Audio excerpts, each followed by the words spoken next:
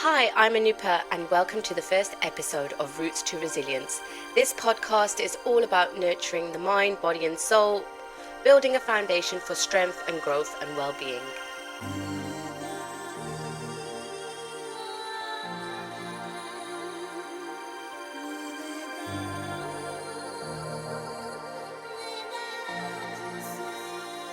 To kick things off, I thought it would be great to share a little about myself, my reflections on the past year, my journey, and why this podcast exists. But instead of me just talking at you, I've invited someone very special to me, my fiance Ed, and he's going to ask me some questions to help guide the conversation today. He knows me better than anyone, so you'll get the most authentic version of me today. Ed, I'm so happy that you could join me today. Thank you so much for your support and help with my first Roots to Resilience podcast. It's an honour to be on the first ever one, and hearing you plan it over the last, year or so. It's really exciting to be here. Let's start with a big one. You quit your full-time job. When I met you, you were in the corporate world, going to London. It's a massive decision to change that. What do you think made you take that leap of faith? Well, I didn't take the decision lightly. It was probably one of the hardest decisions I've ever made, but it was probably the most necessary decision to make, to pivot and to change from living a life that didn't fit me. I always felt like I was stuck in someone else's template, or I was trying to fit into a box, and I didn't really know how to make the change or to make that kind of pivot in life, and I just felt so stuck. I just felt like I was keeping myself small and not living to my true potential, and I just always felt like there was something more for me, or I had a bigger potential. But stepping away from the security of having a monthly salary and just the security of having a full-time job, it did take a lot of courage to kind of step into the uncertainty and the unknown. Because when I resigned from my role, I didn't have a plan. I just kind of went with it and just thought, I'm just gonna do this and go with my gut and just see what happens. But I never expected it to be easy, and I'm still figuring out what it is I want to do. But I have to say that reflecting back on the past year, it's probably been my biggest growth moment, and I think you'll probably agree that it's probably changed me in so many ways, and I have been able to step into my authentic self and try and lead a life and create a life that fits me better than one that I was living when I was working in the corporate world. Yeah, I agree. I've seen a lot of positive changes, and I think there's also been some real hard struggles, stepping away from maybe the comfortable of having a full-time job and a salary, and a lot of people are too scared to do that, so I think you're very brave for doing that.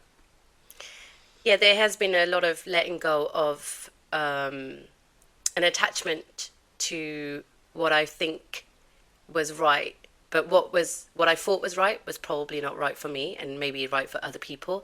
And I think that's what I want to try and encourage the listeners today to do, is to kind of reflect on what is good for them, what is right for them, what aligns with them, what is their authentic self. And I just wanted to sort of highlight and reference a book that I read from Robin Sharma, The Monk Who Sold His Ferrari. It tells the story of Julian, the main character, who is a high-profile lawyer. He seemed to have it all, the wealth and the success, but he has a really big health crisis and almost dies. And this is when he realizes that he was driven by a material lifestyle which didn't actually fulfill him. He just felt so unfulfilled. So he decided to sell all his possessions, and he went on a journey to discover his purpose, happiness, and inner peace. And the reason why I'm referencing this book today is because this might be an extreme version of what I've experienced this year, but it really was a deep moment of pivoting and realizing that what I'm doing is not fulfilling me, and I need to make that change, even if that change is really uncomfortable. And it is a challenge to make changes. It's not easy, but I just couldn't stay in the comfort and of, what was easy and what was familiar. I had to go and see what really makes me happy and what gives me fulfillment. What about the Ferrari? Have you still got that? I never had a Ferrari. That was just Julian in the book, but but I did have a monthly salary, which I don't have now. So I had to let go of the attachment to that material side of things. That actually maybe I don't need the safety net of a monthly salary, and maybe I can live life without having that security and the uncertainty of when the next paycheck is going to come in. And to be honest, I don't think that I'm really missing out on too much. Yes, it's been a struggle. Yes, it's been a challenge. But along the way, I've really found a deeper peace and happiness from making this decision. And the other thing that I wanted to sort of mention is that Julian's journey and my journey, it really reflects the Japanese concept of kensho. So this is something that I've learned throughout the books that I've read and traveling around in Japan as well. The Japanese have a philosophy which refers to moments of awakening, which is called kensho. And this is basically often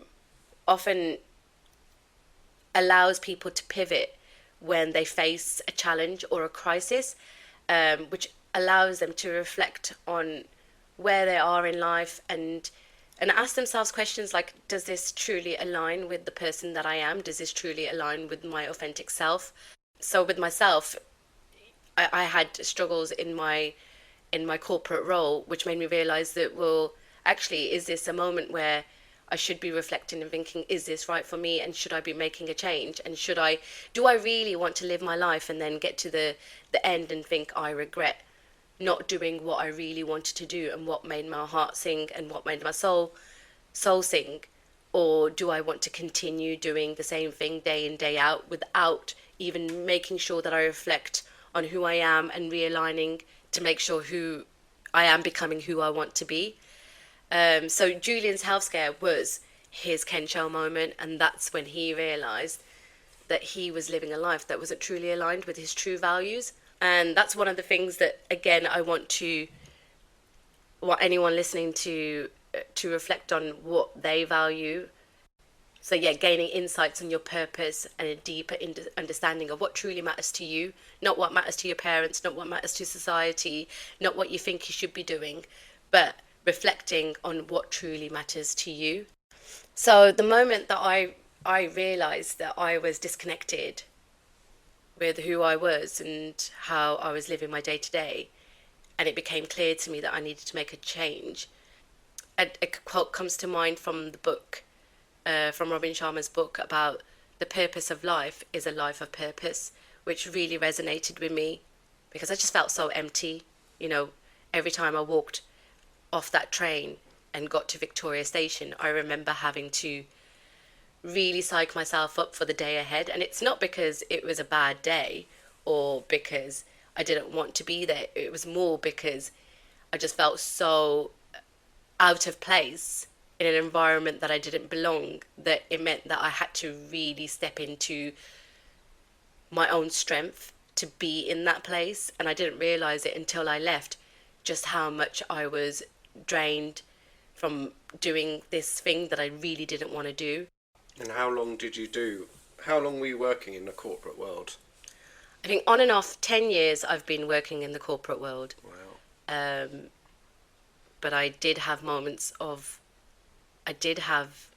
clarity in those 10 years.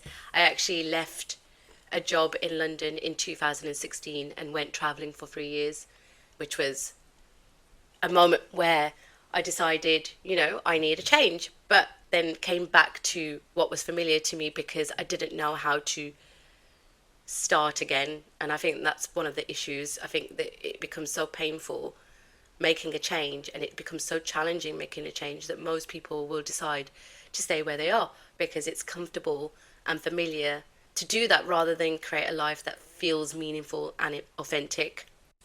So after telling you all my story and referring to the book The Monk Who Sold His Ferrari, and talking about the Japanese concept kensho, have you had a kensho moment in your own life? Maybe it was a crisis, or maybe it's something that helped you to see things clearly, but how did it guide you towards a more aligned and purposeful path? And I think that it's really important to get to the end of this year, and rather than make resolutions, I think it's more powerful to take a moment to reflect and journal on these questions that I've just mentioned. You might be able to uncover something more powerful. And what you might realize is that you didn't know something about yourself. And now, in the year that's coming, 2025, you might realize, well, actually, this is how I want to pivot, and this is the change that I want to make. Because after reflecting, you will get to know yourself in a deeper way, and you will make those changes to align with yourself. So, what fears do you think, making that big decision, what fears did you have to overcome, would you say? There are so many fears in making this decision. I don't think that I really realized just how much I'd have to overcome when I made that decision. It's probably, like I mentioned earlier, it's been my biggest growth moment in life. And actually, even though it's such a big challenge, I encourage everyone to do something like this in once in their lifetime. It uncovers so much, and you end up working on so much, working on yourself so much. So some of the fears that I really had to overcome were things like fear of failure, fear of judgment, fear of not having it all figured out, and also the fear of the unknown and the uncertainty. That was a really big one, because like I said, I didn't have a plan. I just didn't know what I was going to do next. So those were probably the biggest fears for me. But I think the one biggest fear that made me make this decision and not stay where I was the fear of staying stuck in a life that didn't align with me. I think that became unbearable. I just couldn't do the same thing anymore, and I knew I had to do something drastic. So that's why I had so much clarity in making that decision, and I thought it was so necessary, even though it was so scary. I think I remember when I made the decision, and everybody, well, not everybody around me, but a lot of people around me were sort of asking the question, are you sure? Are you sure you want to do this? And I was like, yep, I'm 100% sure. And actually, I don't care about what happens next. I just know that I have to do this. So it was that fear of staying stuck in a life that I didn't want to be in, and that didn't align with me, and just knowing that there's probably something bigger and a bigger purpose, or potentially a place where I wouldn't feel so small. I think that was a bigger fear than staying where I was, and staying comfortable in something that was familiar and easy. Yeah, which so many people get stuck in. And, for people, for your listeners who are listening and reflecting maybe on the year that we're coming to an end, what sort of questions do you think people should be asking themselves who are maybe feeling a bit like that, or stuck, or repetitive, or no way out of the kind of corporate 9 to 5 lifestyle? I think that when you come across a challenge or a crisis in life, I think that rather than see it as a bad moment, I think it's really good to sort of change your perspective and just be like, well, actually, what can I learn from this? Why am I being faced with this challenge? Because usually it's because there's a message or a learning experience which will bring clarity to your life. Don't shy away from challenges. Really push yourself out your comfort zone, because you'll learn so much more about yourself, and you'll access a different layer and a level of yourself that you never thought you would. And it will, I promise, it will guide you towards a more aligned and purposeful path for you, not for anyone else, but for you. So some of the questions I think that the listeners could reflect on and could ask themselves about the year that they've just had is, what has surprised you the most this year? What have your challenges taught you? And what is the most valuable thing that your challenges have taught you? When did you feel most alive or true to yourself? And what are you holding on to that no longer serves you? There's so many bad habits and things that you do in your day to day, and you feel so unfulfilled from doing it. What are those things that are you're doing in your day to day that do not serve you, or even the people that you have around you? Who are you hanging out with that no longer serves you? And what is it that you want to make space for in the year ahead? What is your intention for the year ahead? I think that these are really key questions to be asking yourself, because it isn't about new resolutions. It isn't about that. It's more about reflecting on how the past year has gone for you, and what it is that you want to focus on now, from reflecting on your challenges and also your successes. What made you feel alive? What surprised you the most? What was your most valuable experience? Those are really, really key questions to ask yourself.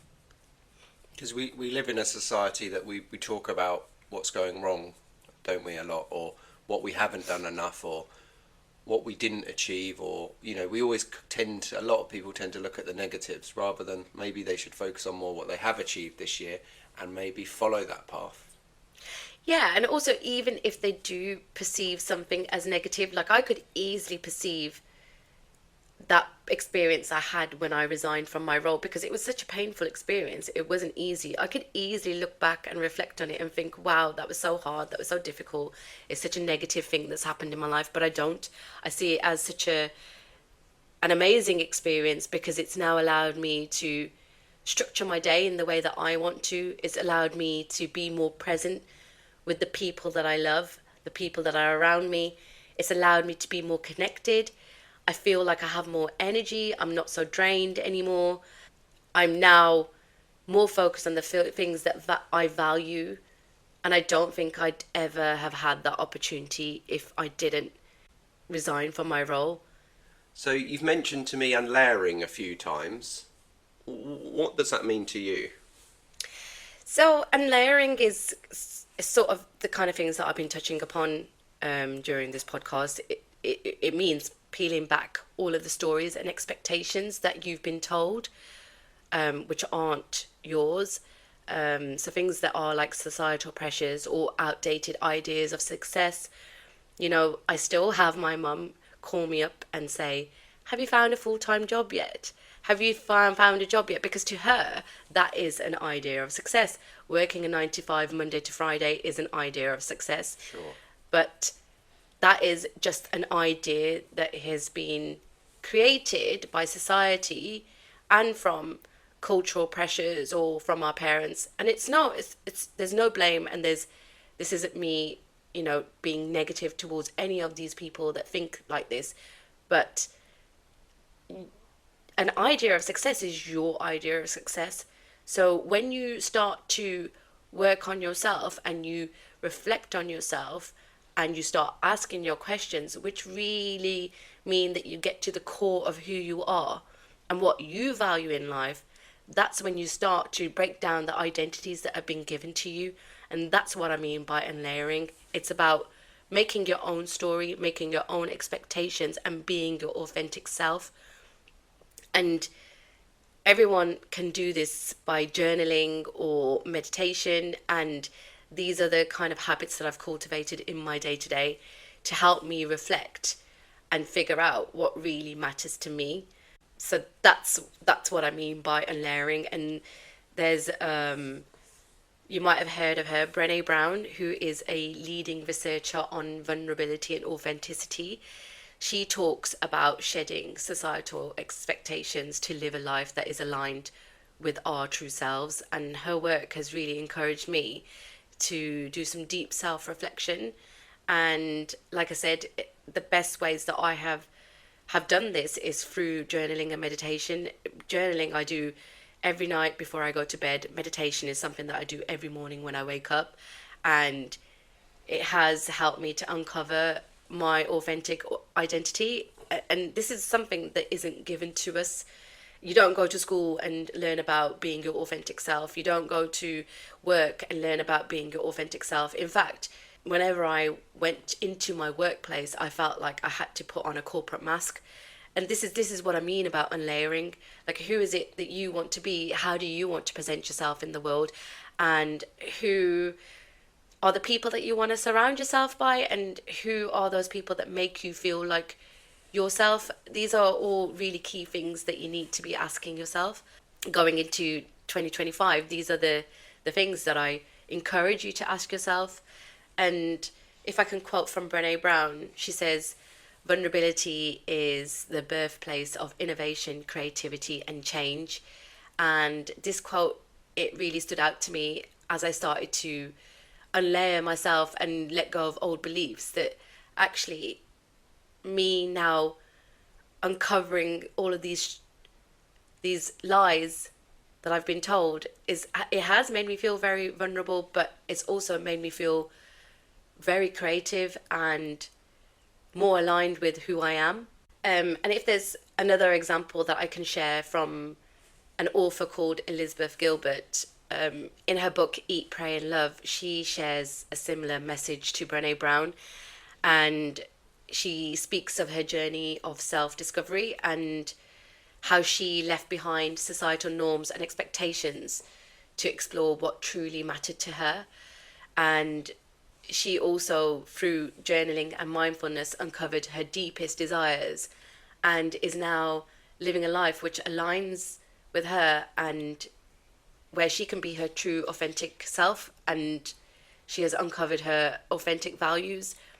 And I just think that that's something really beautiful. If people can do that, if people can align with themselves, you will find that you are in much more peace with yourself, and you're a better version for other people as well. I know it sounds really selfish to reflect on what you need and what your desires are and what your authentic self is. But if you can do that for yourself, you will find that your relationships will change, because people will respect you for that, for one.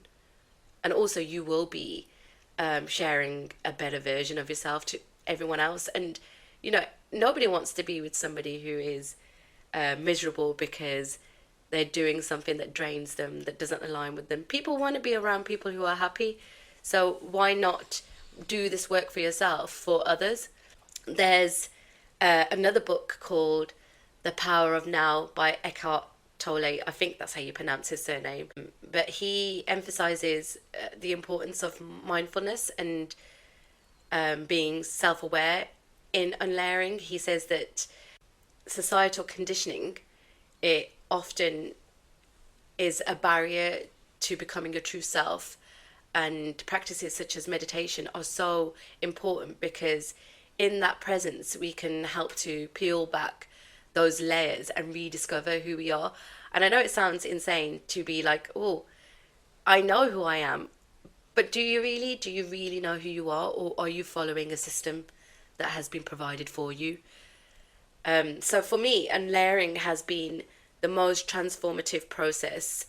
And I can't emphasize this enough. Journaling and meditation and the reflection I've been able to do, by cultivating those daily habits, I've been able to identify and let go of beliefs and expectations that just were not serving me. And I'm not going to lie, it's not been an easy process. It's not easy to sit down and really dive in deep and journal. A lot of the time I don't want to do it because it is quite painful to do. But I've gained so much clarity on what truly matters to me, and I'm now, I'm not completely living a life that's aligned with my values and purpose, but I am so confident that I am moving towards a life that is aligned with my values and purpose. And if I compare where I am now to a year ago, I am definitely living a life that is more aligned to my values and purpose, definitely. And this is one of the most beautiful things about meditation and journaling and having these kind of daily habits. You will see very slow progress, but if you start to compare yourself to a year ago, you'll see how much of a different person you are and how much at peace you are, because you are now presenting yourself as the person you want to be, and you're living the life that you want to live. So if I can just encourage everyone to take a moment to reflect on what stories or expectations that you have been told that truly don't belong to you, or that you have adopted, or you are internalizing that don't truly belong to you. And if you can start asking yourself questions like, well, how can I start to layer those stories and expectations and live a more authentic life? So try journaling and meditating on these questions, and you may uncover something profound. So in there you mentioned journaling and meditation, and I can definitely say from my point of view that is a non-negotiable for you, and I think it's really helped you. And someone who meditates not as regularly as you, I think that's a good place to start with all this. So thanks for explaining that to us. My next question is, what specific growth moments really stood out for you, would you say, in this year, the year that we've just been through? I would say that letting go of perfectionism. Even with doing this podcast, I've just decided to just do it without, thinking about all of the bells and whistles, because I think that perfectionism is something that can stop you from showing up in the world. And now I realize that actually progress that I'm making, it matters so much more than perfection and the end product. And I mentioned this earlier. If I look back at how much I've changed and how much I've progressed since I resigned from my role earlier this year, I can see that actually those small steps that I took, it's been such a big progress for me. And I don't have to be perfect, but I do want to, and I do desire to be better than yesterday. So if I can just be that 1% better, I think that progress is more important than the perfect end product. And in fact, you know, I think it's really impossible. Like, I've always held myself to such high standards, and I think it's a really unkind thing to do, because perfection doesn't exist anyway. You're never going to be 100% perfect, and everybody has flaws. And actually, your flaws are the things that make you your authentic self, and you have to value that you are flawless. I think that this year, what has been more important to me is that I show up and I take consistent action, even if it's not perfect. It's what's truly driving my growth and impact. So yeah, starting this podcast was such a huge breakthrough for me. It's something I never thought I'd have the courage to do, but I'm here embracing the process and learning as I go. And hopefully, my listeners and everybody who's listening now will see that I've just basically just gone out and I'm being my authentic self. And I'm hoping that this will be of value to people as well. This is what my main intention was. It wasn't to be perfect. My main intention was to be authentic and to offer value to anyone who's willing to listen to me on this podcast. I think also what you said about perfectionism is, from someone that wants to create music or art or something, perfectionism can ruin that flow state, that you're looking to make something perfect when actually you need to make a piece of art or a piece of music that reflects you. And if you're just trying to make something perfect, you're going to lose that kind of, let's say, spiritual element to the process. So that's great. Yeah, it can really stunt creativity. So just allowing yourself to be is so, so important, without just having such a high expectation of yourself. And whilst we're on the subject of high expectation, I think another powerful shift that I had to let go of was the idea that I had to constantly be doing something. I felt like because I wasn't working a 9 to 5, a Monday to Friday, that actually I wasn't of any value, which is it's so wrong to think like that, because I was tying my worth to how much I was achieving or my financial milestones to feel successful. But I've come to realize that just me being me as I am holds immense value. And I think that's probably such a huge lesson to learn for anyone, that you don't need to be doing a Monday to Friday 9 to 5. You don't need to be earning a certain amount of money a month to be of value. Just being you means you are of value. Just automatically you are of value. And you don't have to constantly chase external validations or live to societal or cultural definitions of success. And this is something that I really want people to hone into, that there is no right or wrong in your authenticity or your value. There is no criteria. You can just be and have value. And so, yeah, I think you probably have seen this as well, that I was constantly saying that I need to be doing something, I need to be doing something.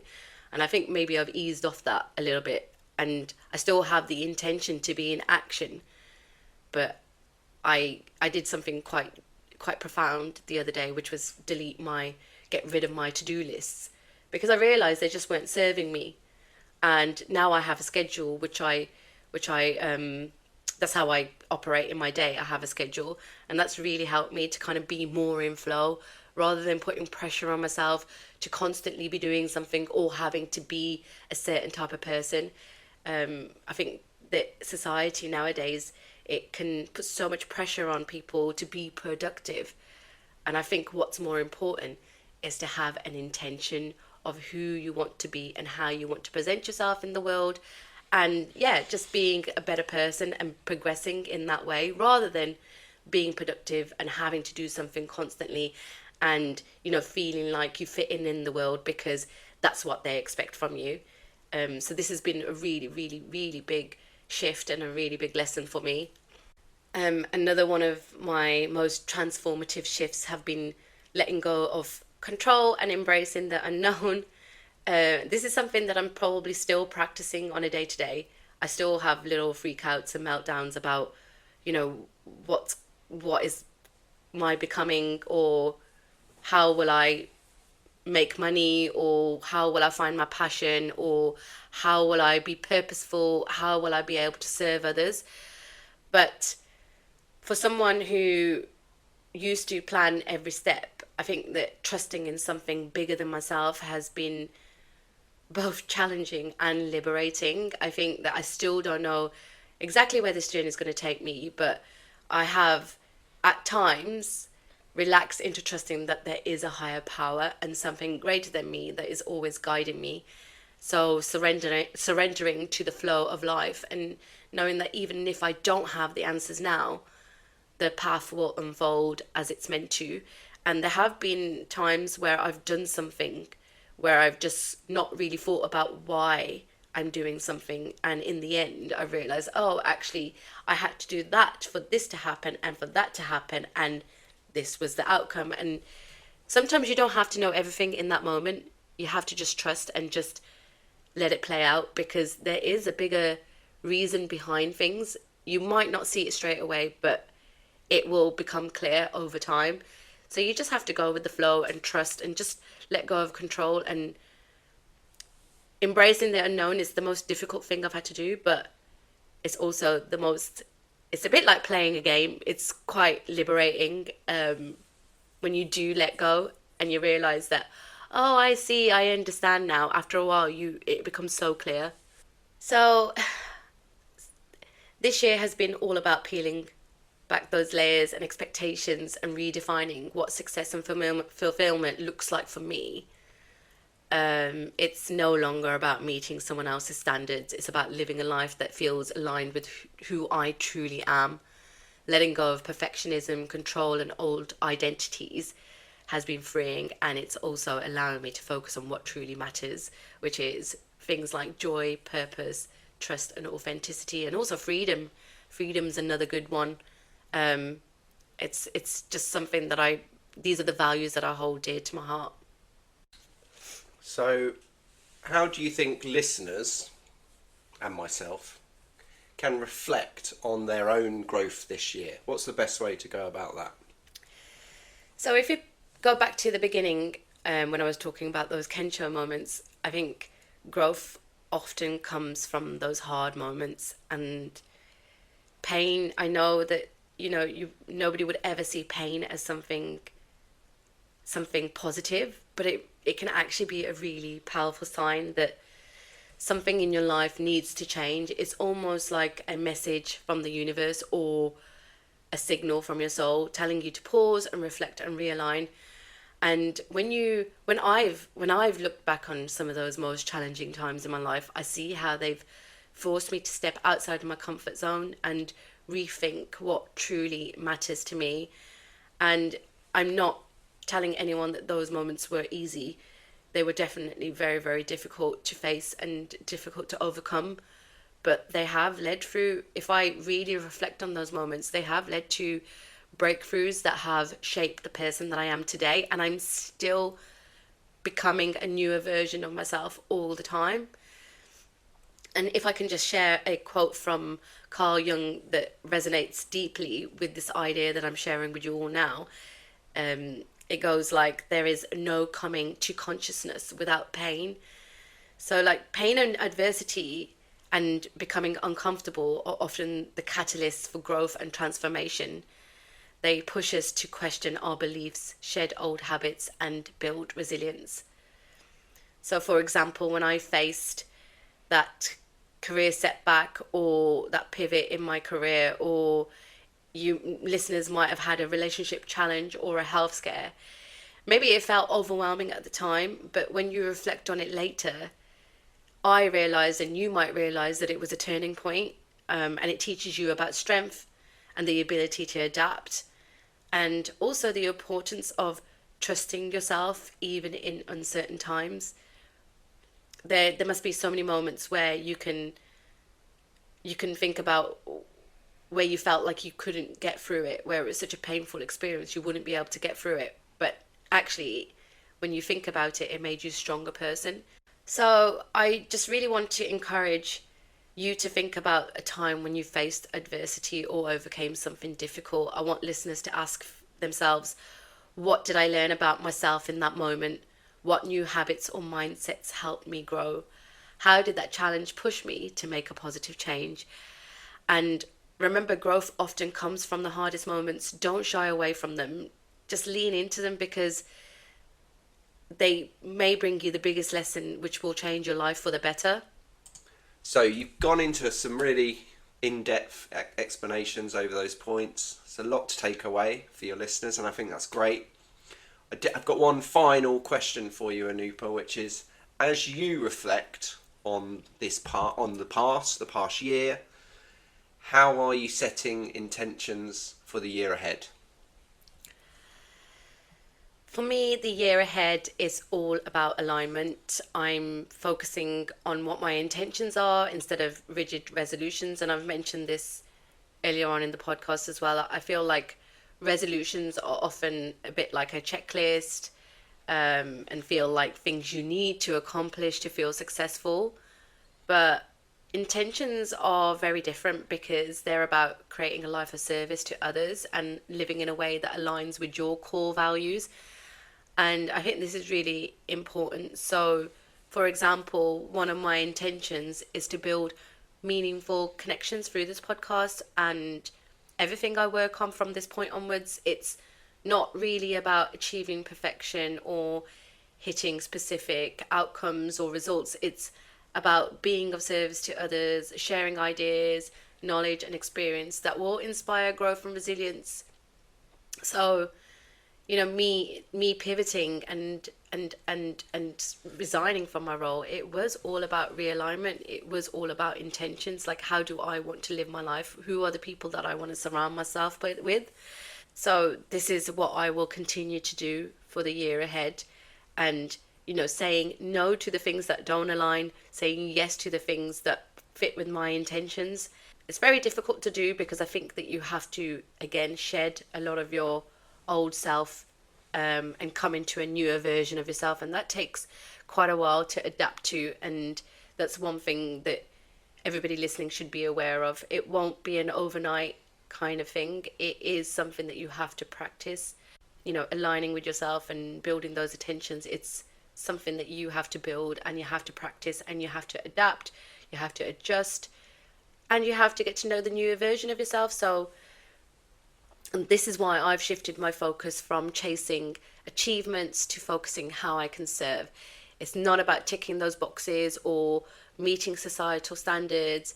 It's about creating a meaningful life that prioritizes service, purpose, and connection. And when I center my intentions around being of service to others, I think that every action I take will feel aligned with a greater purpose. Nice.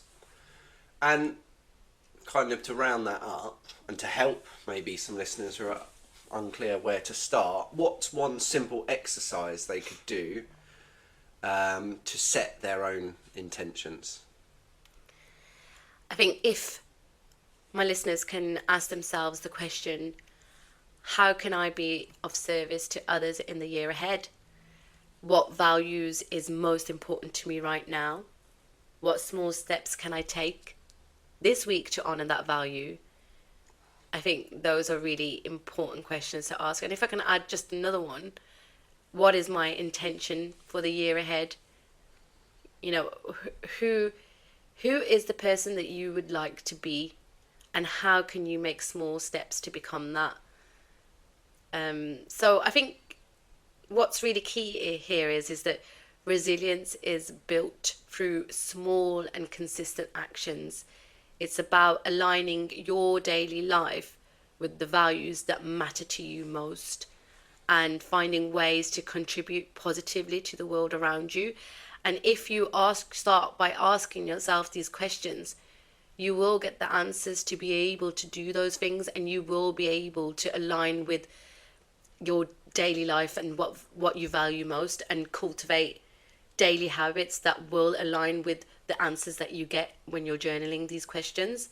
So start small. Sometimes even with one intentional act of service can create a ripple effect in your community and beyond. Well, there's definitely some big points to take away from that. I'm definitely going to use some of those intentions in my new year and some more planning. So thanks for having me on the show, Anupa. It's been lovely to be involved and see you get to this point, and I really appreciate it. And a big thank you to you, Ed, for guiding today's conversation. You've made this such a special start to the podcast, and I have to say I probably wouldn't have been able to share myself so authentically without you helping me today. Well, you're very welcome. Thanks again. And also thank you to all my listeners for joining me on this first step of Roots to Resilience, and helping me to share this story, and reflecting with you has been so meaningful. But before we wrap up, I just want to mention that Roots to Resilience is a food for thought podcast based on my life experiences and opinions. The ideas shared here are intended to inspire and encourage reflection, but it is always important for you to do your own research and seek professional advice before acting on any of the topics we discussed. So if you enjoyed this episode, follow Roots to Resilience and share it with someone who might need a little encouragement today. So until next time, remember, your resilience is your superpower.